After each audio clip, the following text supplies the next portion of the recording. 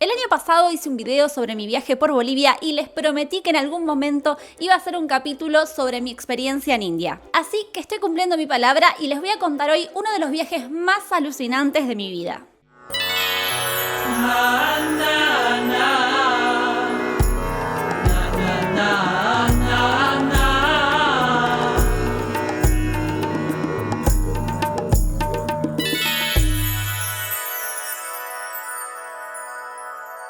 Corría el año 2019, yo tenía 22 años y uno de los objetivos máximos de mi vida en ese momento era actuar y viajar. Exactamente un año antes habíamos estrenado una obra de teatro dirigida por René que se llamaba Código Pirata, en la cual no había lenguaje verbal.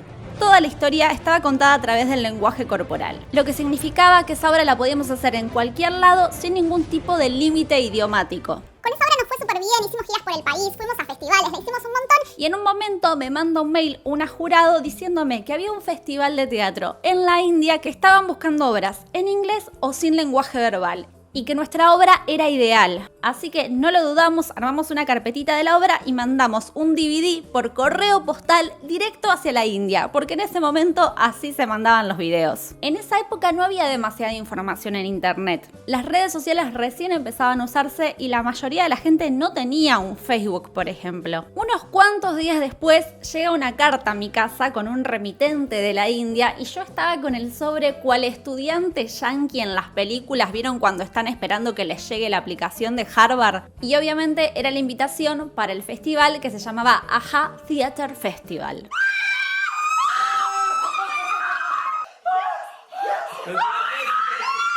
Por supuesto fue una de las noticias más felices de nuestras vidas, pero si hay algo que me caracteriza a mí es la ambición. A las órdenes, ella manda, los tutea, vos venías, esto, lo otro. Y yo pensé, ya que vamos a ir hasta allá, que es recontra lejos, ¿por qué no busco otros festivales a ver si nos podemos quedar más tiempo? Y así fue, encontré otro festival y a este ya les mandé la carpeta, pero diciéndoles, miren, ya vamos a estar por allá, no les cuesta nada sumarnos a la agenda.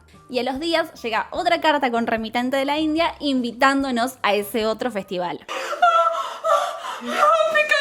Ninguno de los festivales nos pagaban los pasajes, pero sí teníamos asegurada la estadía por un mes, todas las comidas, los traslados internos y además nos iban a pagar por las funciones, cosa que nos permitía recuperar parte del dinero de los pasajes. Era un sueño. Sacamos los pasajes más baratos que había, que si mal no recuerdo eran 8 escalas y tardaríamos 2 días en llegar. Una de esas escalas eran prácticamente 24 horas en Malasia. Todo el viaje fue con un nivel de emoción y adrenalina. Era la primera vez que viajábamos tan lejos. Y recuerdo que llegamos al aeropuerto de Kuala Lumpur y nos dejaron salir, así que pudimos hacer un recorrido por la ciudad. Can we go out and then Aprovechamos para hacer las cosas típicas del lugar, subimos a las Torres Petronas, que fueron construidas por un arquitecto argentino, César Pelli, y supuestamente, esto no está chequeado, son las torres gemelas más altas del mundo en este momento de la historia. Tienen 88 pisos y un puente que las une. Dimos vueltas por una zona de barrio chino, ya empezamos a gastar plata comprándonos chucherías, y me acuerdo que tenía la sensación de que todo estaba como construido con legos, con una simetría y una perfección tremendas. Después de todas esas vueltas, volvimos al aeropuerto y seguimos viaje directo hacia la India.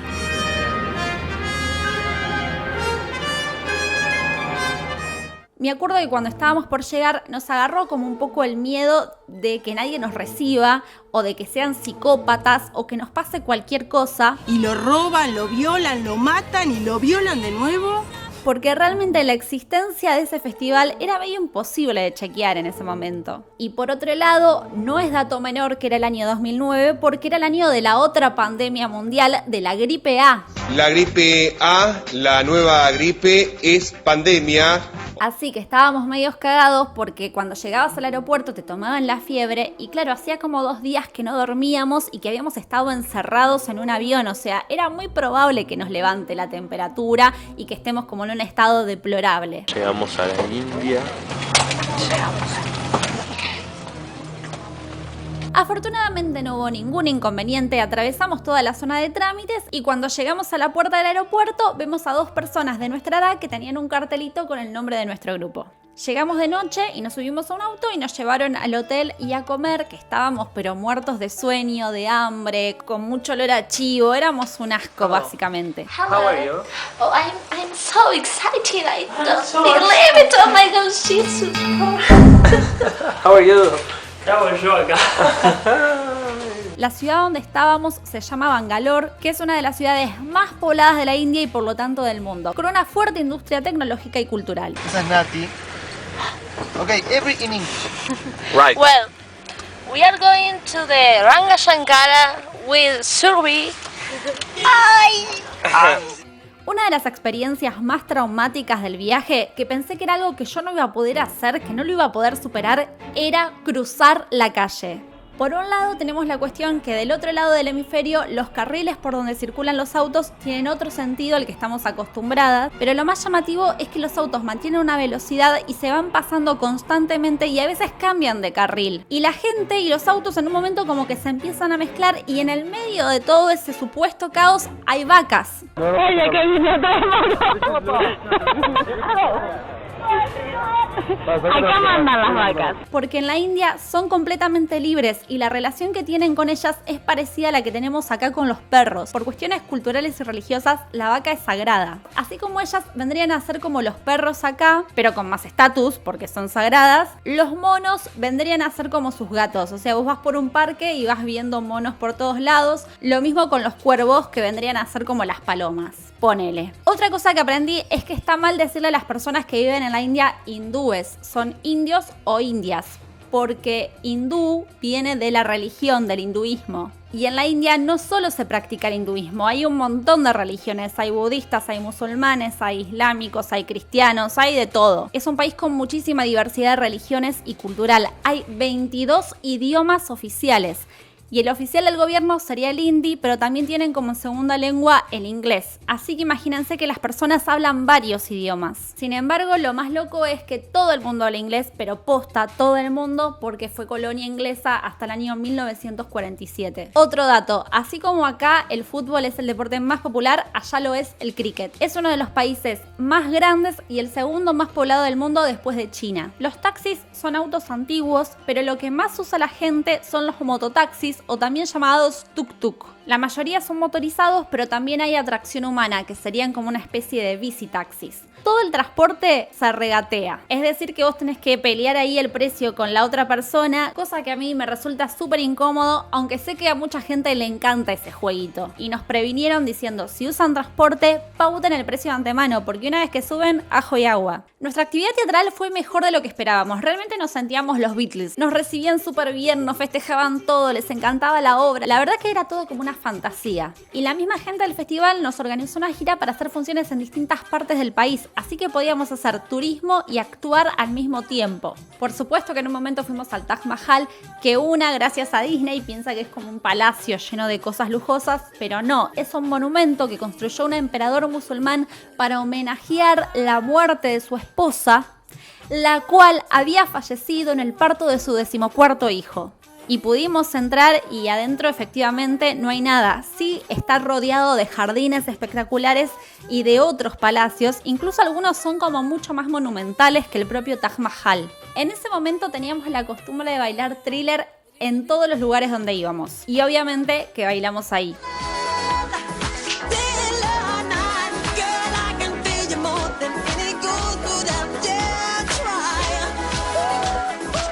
Conocimos un montón de templos y palacios en Mysore y Chennai, que son nombres de ciudades que me acuerdo. También vimos gente dibujando como una especie de mandalas en las puertas de las casas, de los templos, debajo de los autos. Dato feminati. La India tiene una cultura súper machista y generalmente no veías mujeres en los ámbitos públicos o en los lugares de esparcimiento. Recuerdo que una vez fuimos a la playa y yo era la única mujer en toda la zona, cosa que muchísimas veces me generaba una sensación de mucha incomodidad o de sentirme intimidada por eso. En casi todos los lugares las colas para entrar a los espacios estaban divididas por género y siempre pasaba que yo directamente pasaba como que no había cola de mujeres y los chicos siempre tenían que esperar porque estaba lleno de varones. Como les conté en otro video, todavía sigue pasando que las mujeres cuando están menstruando en varios lugares de la India todavía no se les permite estudiar, no se les permite ir a las escuelas, a la facultad. Hay un documental que se los voy a dejar en la descripción del video que habla sobre este tema.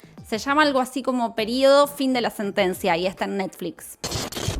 Vinculado a todo el tema de la cuestión conservadora, recién en el año 2018 se despenalizó la homosexualidad. Imagínense que es un país que todavía necesita hacer mucho recorrido en cuestiones de género y de diversidad.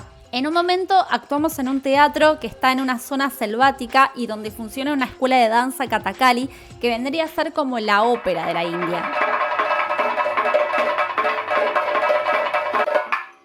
Y otro dato curioso es que los teatros no tienen puertas, es como que no hay límite entre la vereda y el estar adentro, es bastante flashero eso.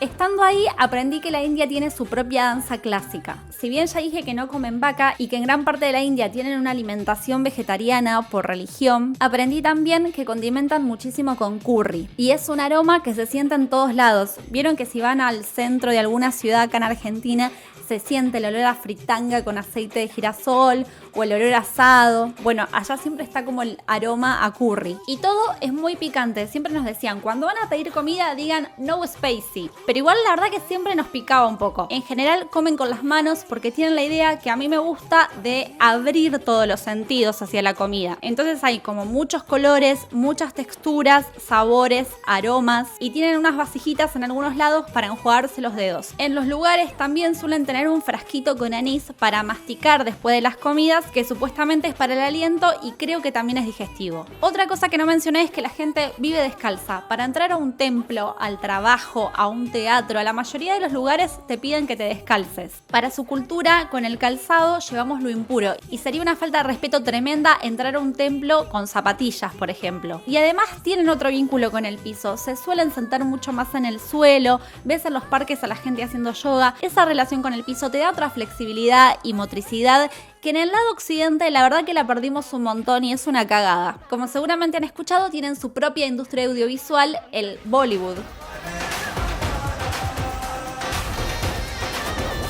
Y una de las cosas más locas que nos pasó fue cuando fuimos a Kerala, la ciudad de las casas flotantes. La cuestión es que sacamos los pasajes para viajar a la nochecita, cosa de dormir en el colectivo.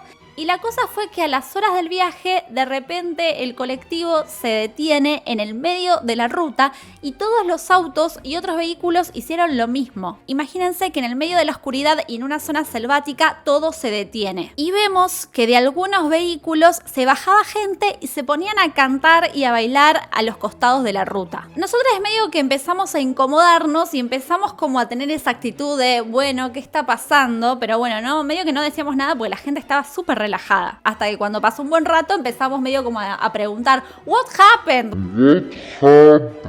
Y una persona se solidarizó y nos explicó en inglés que la cosa era que había animales en la ruta, entonces de noche suelen parar los vehículos para proteger a la naturaleza. Cosa que está perfecto, pero si nos hubiesen dicho antes esto, no hubiésemos sacado pasajes para viajar a la noche, claramente. Por eso todo el mundo lo tomaba como algo natural y nadie decía nada y nosotros estábamos en pleno desquicie. En un momento nos entregamos a la situación, también éramos jóvenes y más hippies, así que fue como, bueno, ya fue todo. Pasaron un montón de horas, amaneció y el colectivo vuelve a arrancar. Y les juro que para mí no pasa ni una hora y vuelve a frenar. Fue, ¿qué está pasando ahora? Salimos del colectivo, nos asomamos, había una caravana tremenda de nuevo y había en el medio de la ruta un tronco gigante atravesando de lado a lado de la calle. No lo podíamos creer, pero a la vez no podíamos hacer nada, así que solo nos quedaba esperar de nuevo. No me acuerdo bien si vino una grúa o si lo terminaron empujando con un camión. La verdad que no lo recuerdo, pero después de un buen rato volvimos a arrancar. Y volvieron a pasar un par de horas y volvimos a frenar. Y nos bajamos y misma situación, caravana enorme y esta vez había un camión atravesando la ruta de lado a lado y nadie podía pasar. Como que había chocado, se había descarrilado, pero bueno, la cuestión es que estaba obstaculizando todo el paso.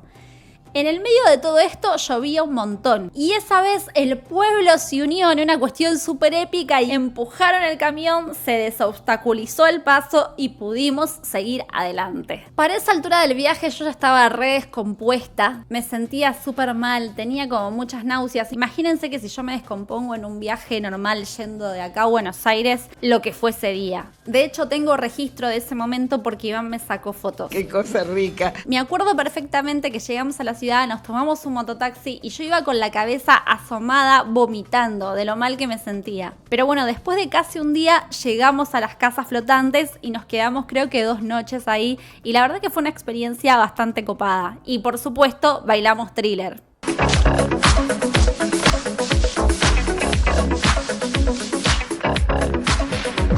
Me iba a poner un sari para hacer este video, pero después dije me van a cancelar por apropiación cultural. Pero les cuento lo que me pasaba ahí. El sari es un rectángulo de tela largo que depende de los pliegues que hagas, te podés armar un súper vestido que es la típica vestimenta de mujer de la India. Yo entraba a cualquier lugar y la gente es muy entusiasta y enseguida te ponen flores, te pintan el bindi y te arman el sari alrededor de tu cuerpo. Y hablaba con chicas de allá y ellas me decían que les entusiasmaba y que les gustaba que usemos sus vestimentas. Lo mismo pasaba con el bindi, que vos por ejemplo estabas haciendo la cola para entrar a un templo y venía alguien y te hace esa marca porque también es un gesto de respeto hacia los dioses. Otra cosa que aprendí es que muchas personas tenían diseños de dibujos en sus brazos y en sus manos, que por lo que tengo entendido, cuando no tenías plata para comprarte collares o pulseras, te hacías esos dibujos. No tenías plata para comprarte joyas, pero te dibujabas altos mendis. Otra de las cosas muy comunes es que en todos los baños públicos haya baños estilo turco,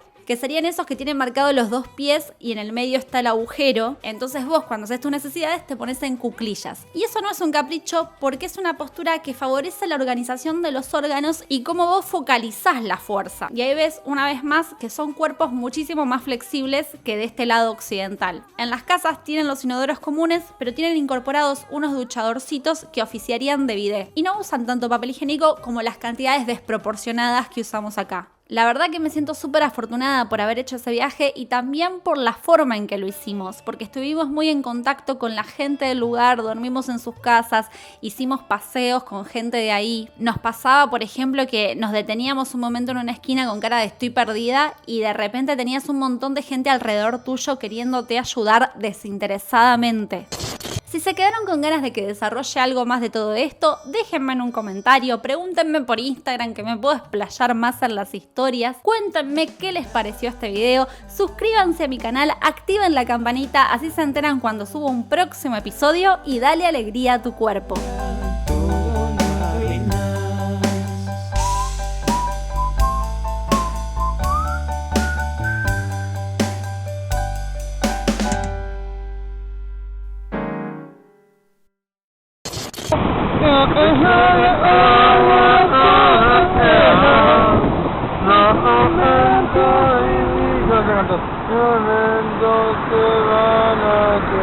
Más rápido. Nadie puede hacerte olvidar que anduvimos el mismo camino y las cosas que hicimos fue porque quisimos estar.